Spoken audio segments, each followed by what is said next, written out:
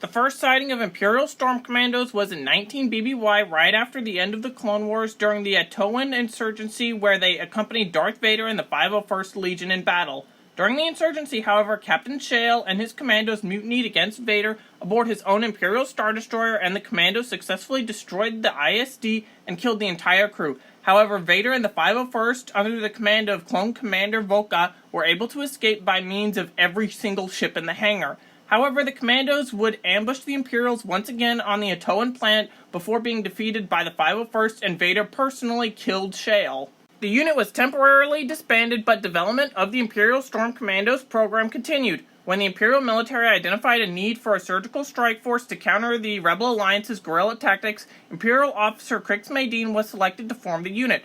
The result and later installment was the Storm Commandos, which Maydeen handpicked from the Stormtrooper ranks and trained himself. Although Maydeen would eventually defect to the Rebel Alliance, the Storm Commandos continued to serve the Empire. The Storm Commandos would be integrated with representatives from every specialized Stormtrooper Corps unit, where they were assigned to Darth Vader's personal death squadron. Important tasks of the Imperial Storm Commando squadrons included acquiring new technology for the Empire by capturing scientists and other big-brain Rebel personnel. During the mission to Dantooine, the Storm Commandos ambushed an attempted defection. As a result of these operations, the Rebel Alliance launched the Battle of Ral Tir in 0 ABY. During the battle, Rogue Squadron pilot Sar Klee defected from the rebellion and later became a captain within the Imperial Storm Commandos. In 3 ABY, Sar Klee abducted more Rebel scientists during the raid on Bakura.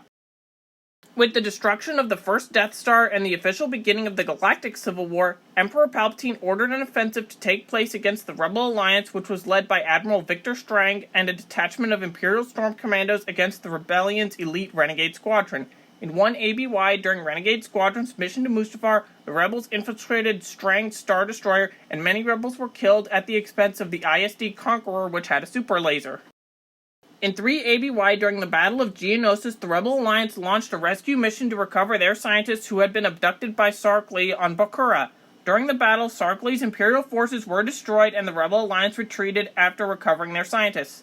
Geonosis was followed by the Fondor Assault, where the Rebels dealt a decisive blow to the Empire and destroyed an Imperial prototype Super Star Destroyer. Storm Commandos were present in the battle as pilots. However, the battle had been manipulated by Palpatine to be a Rebel victory, so they would feel bold enough to launch an attack on Endor against the second Death Star.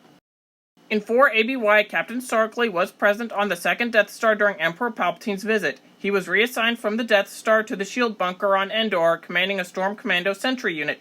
During the battle, Sar Klee attempted to block Han Solo's escape from the burning bunker. Firing his rifle, Sar Klee backed away from Solo all the way to the entrance. It was there when he received a fatal wound from Solo's blaster and fell dead to the floor. His body was then burned and destroyed when the shield bunker exploded.